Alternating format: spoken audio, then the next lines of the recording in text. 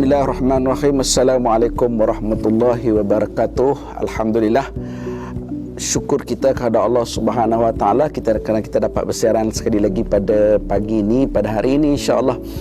Tajuk yang saya akan bicara pada pagi ini adalah apakah kerjaya yang memberikan kebahagiaan kepada kita. Masya Allah, tuan-tuan dan puan, sebut tentang kerjaya ni, kalau dalam konteks kehidupan kita, begitu luas sekali bidang kerjaya di dalam kehidupan kita. Adakah kita nak menyebut kerjaya A ni paling bagus, kerjaya B paling bagus, kerjaya C paling bagus? Nanti kecil hati pula orang kerjaya B kalau kita kata kerjaya A paling bagus.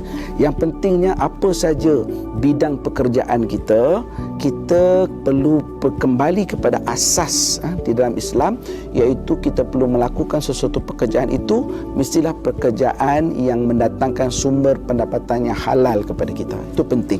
Itu first sekali. Maknanya jenis pekerjaan yang kita pilih itu mestilah bersumberkan kepada orang kata pekerjaan yang baik yang boleh mendatangkan pendapatan yang halal kepada kita. Itu asasnya. Yang keduanya, kalau kita kembali kepada asas yang ditanam oleh Nabi SAW kepada kita dalam hadis yang termaktub dalam kitab hadis 40. Hadis yang pertama Nabi yang disusun oleh Al-Imam An-Nawawi rahimahullah, meletakkan hadis berkaitan dengan niat di dalam amalan. Ini sebagai asas dalam kehidupan kita. Apabila kita memilih sesuatu pekerjaan yang baik, mestilah kita meletakkan niat kita itu bekerja kerana Allah Subhanahu Wa Taala. Satu, kita memilih pekerjaan yang halal. Di masa yang sama, apabila kita nak melaksanakan pekerjaan tersebut, mestilah pekerjaan tersebut kita meletakkan satu kedudukan yang tinggi di sisi Allah Subhanahu Wa Taala, iaitu kita meletakkan niat di dalam diri kita, kita bekerja kerana Allah Subhanahu Wa Taala. Apabila kita meletakkan nilai neraca yang tinggi ini dalam kita melaksanakan sesuatu pekerjaan, maka sudah barang tentulah Allah Subhanahu Wa Taala akan memberikan keberkatan kepada kita. Walaupun kita buat pekerjaan tersebut pendapatannya tidak sebesar seperti orang lain, tidak sehebat ataupun glamour seperti orang lain, tetapi kerana kita melaksanakan dengan penuh kejujuran, dengan penuh keikhlasan dan niat kita semata-mata kerana Allah Subhanahu Wa Taala, kita akan mendapat pendapatan yang halal. Satu, yang keduanya insya-Allah kita akan mengecapi apa yang dikatakan sebagai kebahagiaan. Orang yang melaksanakan sesuatu pekerjaan itu dengan baik kerana Allah Subhanahu Wa Taala, dia sudah barang tentu tidak akan melakukan perkara-perkara yang tidak baik di sepanjang beliau melaksanakan pekerjaan. Beliau tidak akan menipu, beliau tidak akan pecah amanah, beliau tidak akan rasuah dan sebagainya.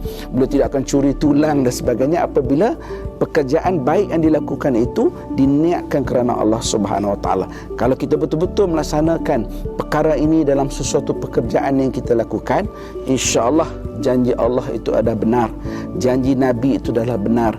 Kita akan mendapat kebahagiaan yang hakiki di sisi Allah Subhanahu Wa Taala.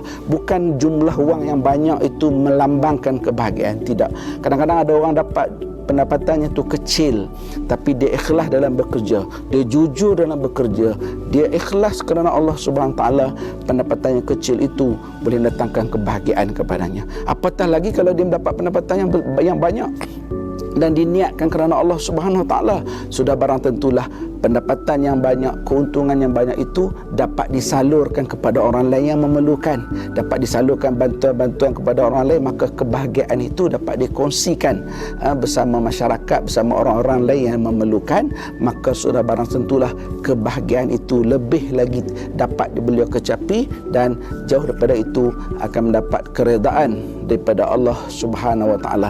Justru itu pekerjaan yang kita buat tidak kisahlah apapun, yang penting kita nak mengejar mardatillah, keredaan Allah Subhanahu Wa Taala di dalam amalan, setiap amalan yang kita lakukan di dalam kehidupan kita. Itu saja. Sekian, wabillahi taufiq wal hidayah. Wassalamualaikum warahmatullahi wabarakatuh.